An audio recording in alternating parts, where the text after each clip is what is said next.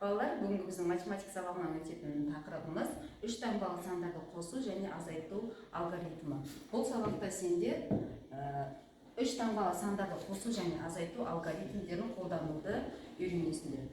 Ол үшін оқулықтан бірінші тапсырмаға қараймыз. Бірінші тапсырмада бізде мынадай үш ұяшық берілген: жүздіктер, ондықтар, бірліктер. Осы үш ұяшықтағы сандардан кез келген сандарды таңдап алу арқылы үш таңбалы сан жазамыз. Үш таңбалы санды құрастырасыздар. Мысалы,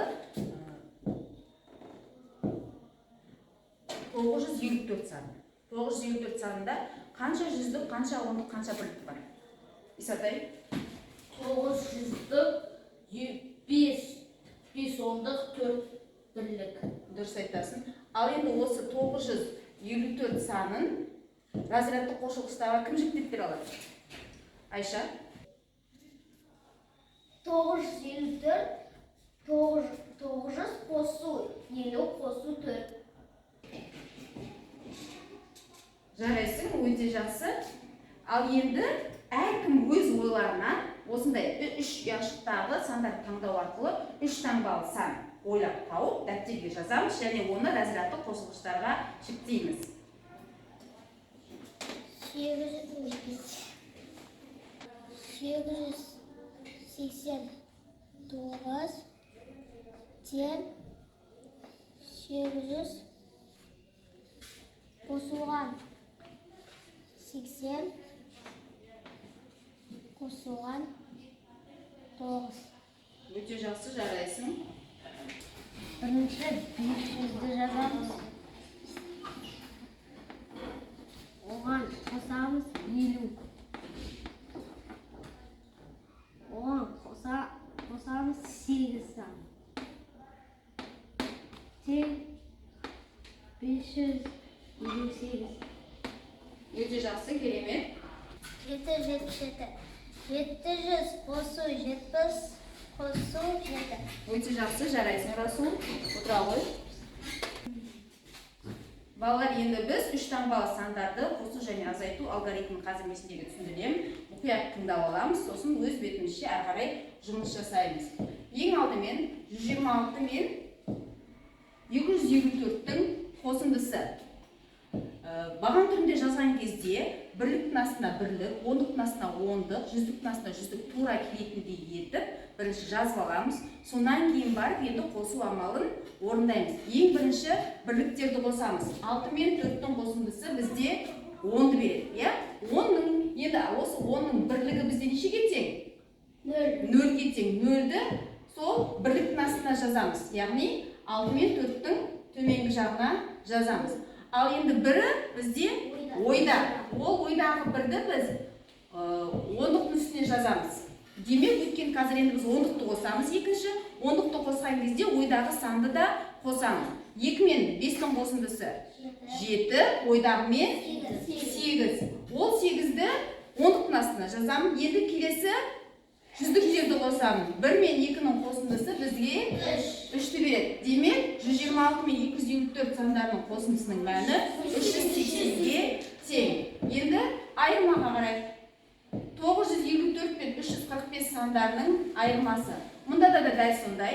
Ондықтың астына ондық, жүздіктің астына жүздік, бірліктің астына бірлік тура келетіндей етіп жазып аламыз. Сонан кейін тағы да бірліктен бастап азайтамыз. 4-5-тің айырмасы алынбайды. Демек, біз қарыз береміз. Қасындағы 5-тен қарыз сұраймыз. Ол бізге бір ондығын береді. Енді мына жерде бізде 14 болды. 14-тен 5 алынады ма? Алынады. 14 пен 5-тің айырмасы 9. Оны бірліктің астына жазамыз. Енді мына жерде неше қалып бізде? 4 пен 4-тің айырмасы 0. 10-дықтың астына жазамыз. Енді жүздікті азайтамыз. 9 пен 3-тің айырмасы 6. Демек, 954 пен 345 сандарының айырмасының мәні 609-ға тең. Түсінікті ме барлығыңызға? Олай болса, оқулықтағы нөмірі 3-ші тапсырманы әрқайсымыз жеке-жеке өзімізше баған түрінде дәптерге орындаймыз. Және оған қосымша тағы мына жерде жаздырылған өрнектер бар. сол өрнектерді қазір оқушылар шығып таңдап алып, өзіне ұнаған тақтаға жазбаша баған түрінде орындайды. Түсінікті ма? Иә. Олай болса кеттік.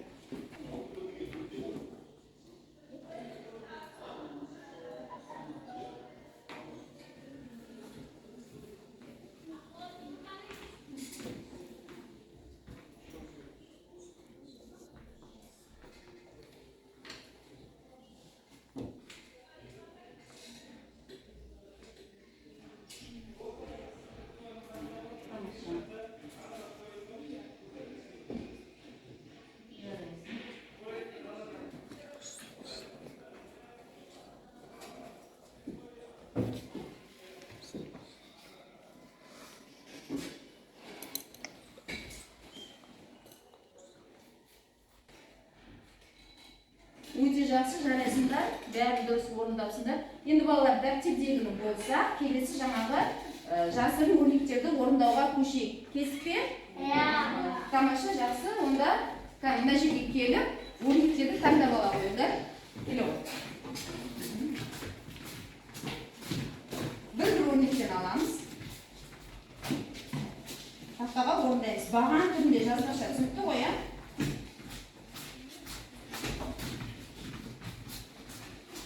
Қалғанымыз тексеріп отырамыз.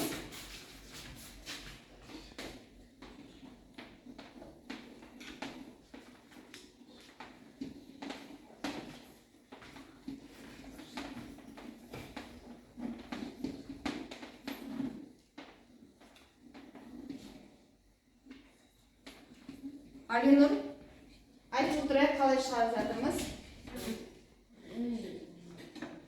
Бірінші өрнекті жазалам. Сенде қосынды ма, айырма ма? Айырма.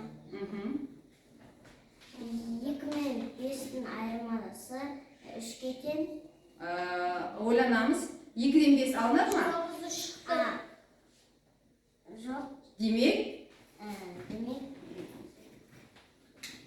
Мынау 8 ойын. Бір қарсыға береді, иә? Сонда мына жеріміз енді 12-ден 5 алғанда 7.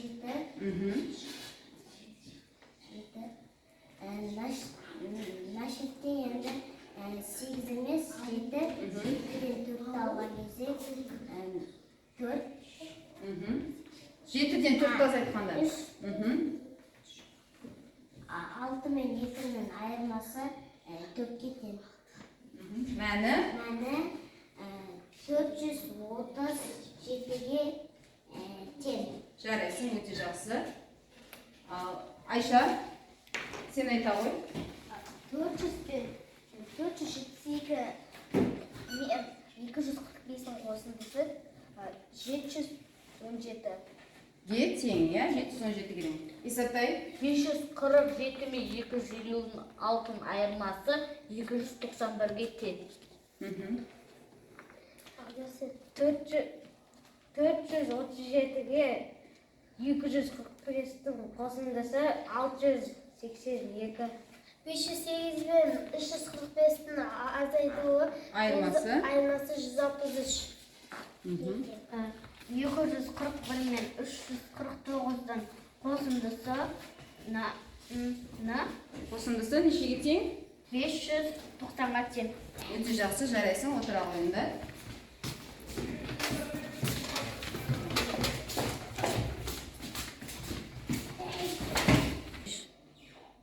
Ал енді балалар шамаларды қосу немесе азайту үшін алдымен оларды бірдей өлшем бірліктеріне айналдырып аламыз. Сонан кейін барып қосу немесе азайту амалдарын әрі қарай орындай береміз. Мысалы 2 метр 5 дециметр 3 сантиметр мен 3 метр 4 дециметр 5 сантиметрдің қосындысы. Осыны бірінші біз бірдей өлшем бірліктерге, яғни сантиметрге айналдырып аламыз. Ол үшін 1 метрде қанша сантиметр бар еді? 100 сантиметр. 1 дециметрде қанша сантиметр бар? 10 сантиметр бар. Енді әрі қарай мына жерде 2 метрде сонда бізде 2 метрде 200 сантиметр бар. Ал 5 дециметрде 50 сантиметр бар. Демек, Бізді 2 метр, 5 дециметр, 3 сантиметріміз неше сантиметр? 253 сантиметр. Енді демек бізде 253 сантиметр мен 345 сантиметрдің қосындысы 598-ге тең. 598 сантиметр болады екен. Ал енді балалар оқулықтан нөмір 4-ші мысалға назар аударамыз. Нөмір 4-ші мысал осы жаңа мен түсіндіргенге ұқсайды. Өлшемдерін бірдей өлшем бірлікке айналдырып алуымыз керек. Түсінікті ғой, иә? Дәптерге орындаймыз, екі оқушы тақтаға шығып орындайды. Жарай ма? Тақтаға Алина мен Расул шыға қойыңдар. Алина жаза қой. 2 метр, 3 дециметр, 2 метр, 3 дециметр, 4 сантиметр мен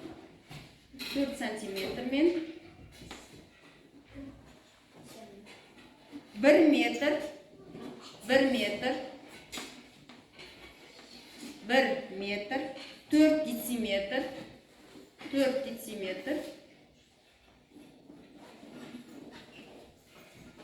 4 сантиметр, 4 сантиметрдің қосындысы. Ал енді осыны орындай қой. Ya, ne isteyiniz birinci? Birinchi Qanday o'lcham birimga aylantirib olasın? birinchi santimetrga aylantirib olaman. 294 santimetr. Dürüst aytasın. 294 santimetr. 294 santimetr.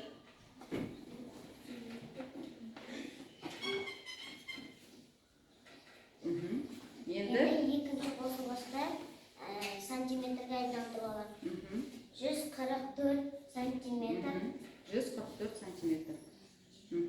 Dürüst.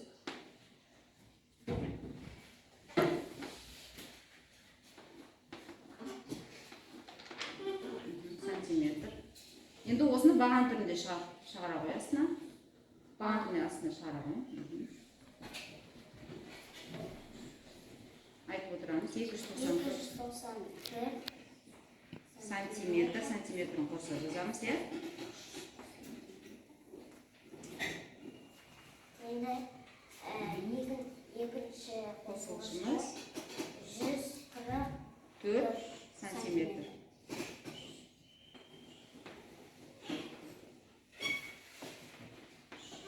Santimetr. Qo'shindisi. Birinchi o'lcham birlik yozib olamiz, ya. Birinchi o'lcham birlik yozib olaylik. Qanday o'lcham birlik sende? Yo'q, birinchi santimetr yozamiz. Endi 4 birliklarni qo'shib olaman. 4 bilan 4dan qo'shilsa 8 ga teng. 9 bilan 4dan qo'shilsa 13 ga teng. Bir o'yda uchun yazamiz. 2 bilan 1dan qo'shilsa 3, o'ydan bilan 4. Yani 438 santimetrga teng. Jaza qo'y. Teng deb ana so'ngni jaza qo'y. Teng aslan jazamiz. Teng 438. Kelesi endi Rasul taxtaga seni kele qo'y.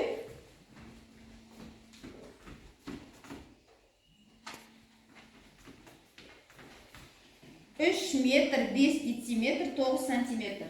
3 metr 5 detsimetr. Жазба түрінде жаз. 5 detsimetr 9 santimetr.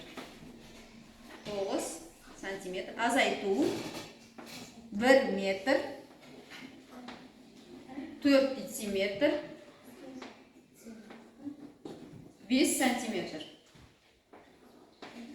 Santimetr. Тең. Ал қалай есептейміз? Бірінші не істейсің? Расул айтып отырамын. Santimetr. Қанша ол сантиметр болады? 300 359 не болады? Сантиметр бірінші айналдырып алады, сосын баллик істейміз. Енді екінші азайтқышты 145 азайту 105 не болады? Сантиметр. Енді баған түрінде мына жерге есептеу.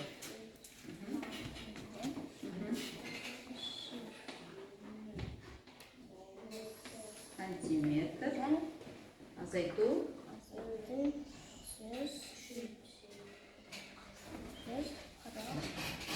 қаттырақ сөйлеп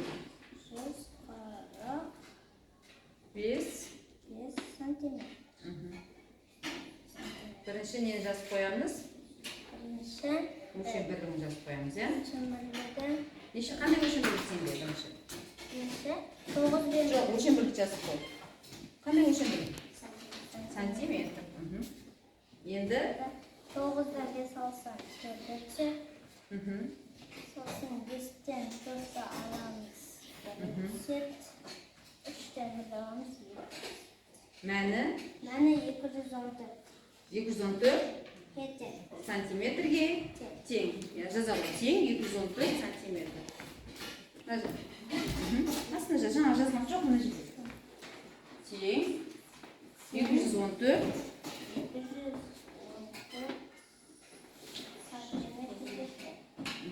тамаша, өте жақсы.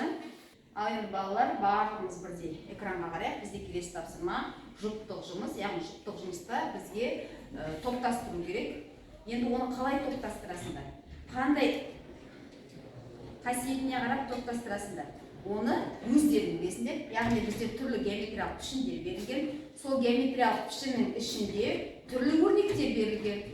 Соған қарай отырып, өздерің екеу ара ақылдасып, жұптық жұмысты тапсырманы орындайсыңдар. Жарай ма?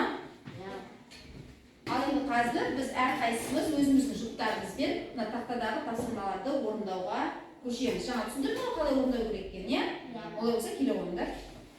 Әркім өзінің тақтасына, өзінің жұбымен орындауға кірісеміз.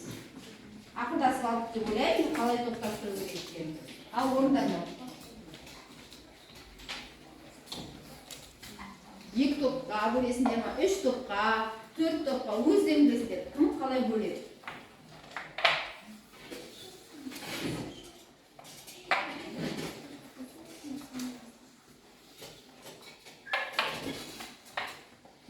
Еркін жұмыс істей береміз, тапсырманы алып, еркін жұмыс істей береміз.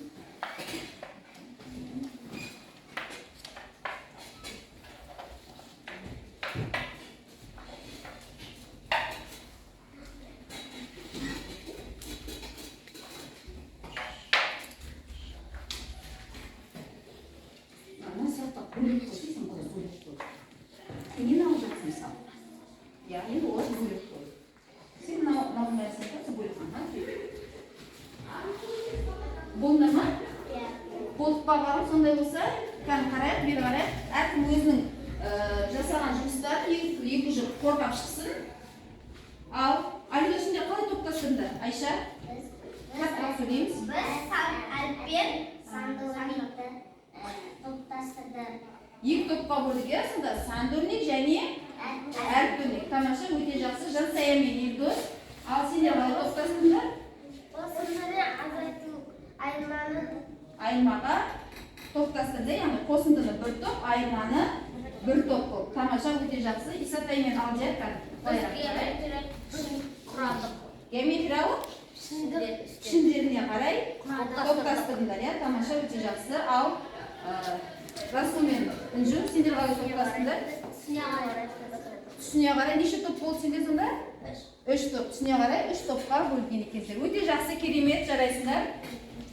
Жұмыстар маған ұнады. Кәне орныңызға отырып жайғасайық. Балалар, енді біз қазір математикалық диктант орындаймыз. Мен оқимын, сендер өрнек түрінде жазасыңдар. Тек өрнек түрінде жазамыз бірінші. Мәлім тауып қоймаңдар, жарай ма? Ал 500 санына 300 бен елудің айырмасын қос. Дәптерге жазамыз, өрнек түрінде. 300 бен айырмасын қос. Бұл біздің бірінші өрнегіміз. 500 санына 300 бен елудің айырмасын қос. Келесі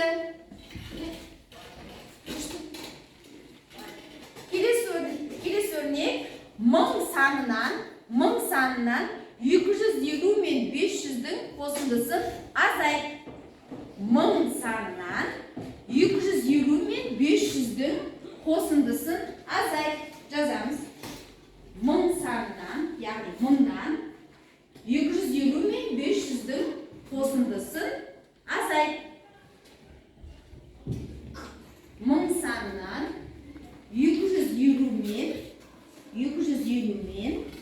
500-дің қосындысын азайт.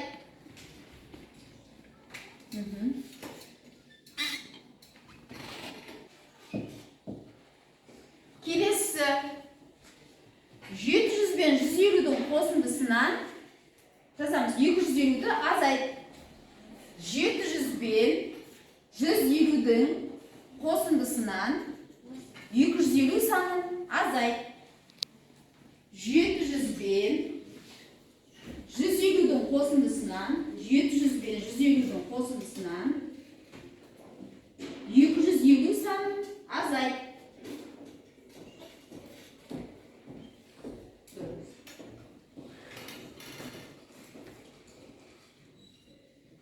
150-дің қосындысынан 250 санын азайт. Дұрыс. 250 санын азайт. Келесі өрнек 223 пен 23-дің айырмасына 100 санын қос. 223 пен 23-дің айырмасынан 100 санын қос.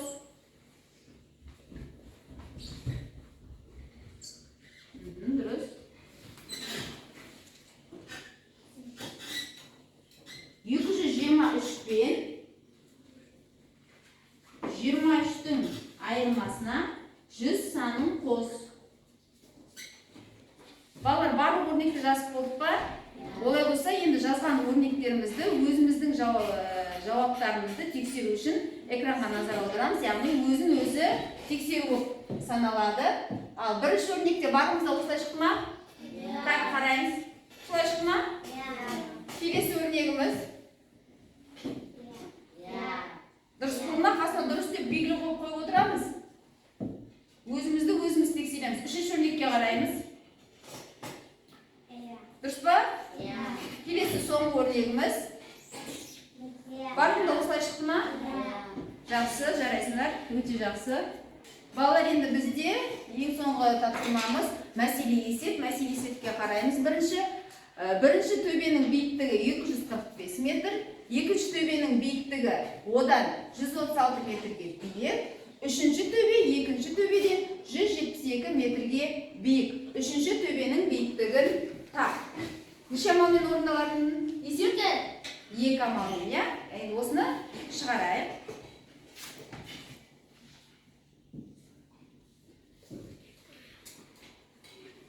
Осыны орындаймыз. Тақта есепті келе қой. Жоғары бастайық.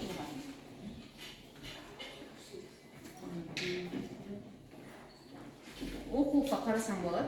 Мына жерде тұр.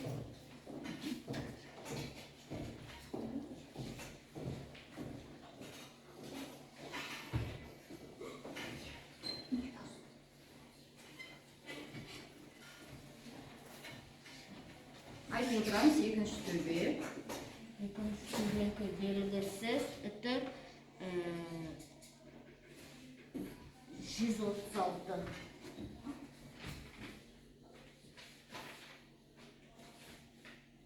Стрелканы өткіземіз.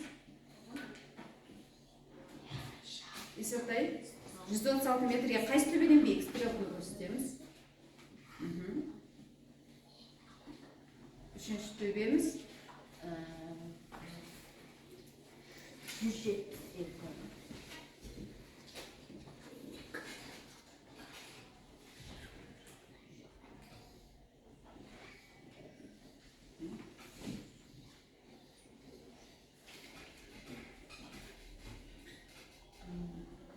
біріншіден табамыз. Бірінші, екіншісін табамыз. Айтып отырамыз 245 пен 245 пен 136-ның қосындысы. Оған нешені қосасың? Өрнегін жазып ал, оған нешені қосасың? Оған 178-ні қосамыз. Қосу дұрыстап жазып беру.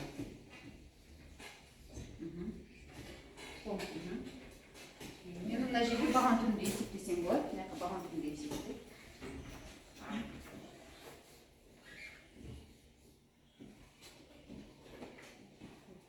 Айтып отырамыз.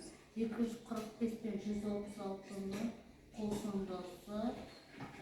Бірінші бөлігін жазамыз. 5 пен 6-ның қосындысы 11. Бірін жазамыз, бірі ойда. Енді 10-дығын жазамыз. 4 пен 3-ның қосындысы 7, ойдағы емес 8. Енді 100-дігін жазамыз. 2 мен 1-дің қосындысы 3. 245 пен 136-ның қосындысы 381-ге тең.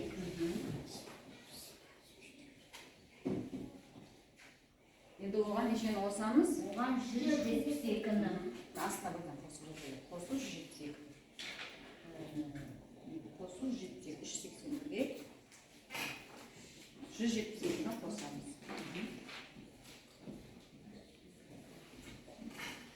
Айтып отырамыз.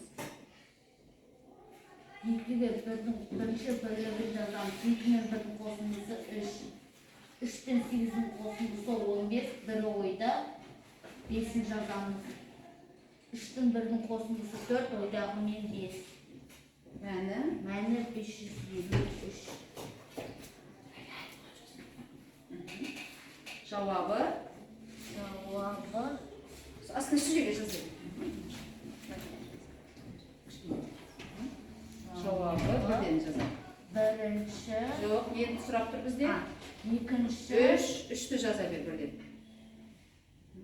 Үшінші сызықша 553 метр. метр. Өте жақсы балалар, бүгінгі сабаққа өте жақсы жоғары деңгейде қатысыңдар. Рахмет.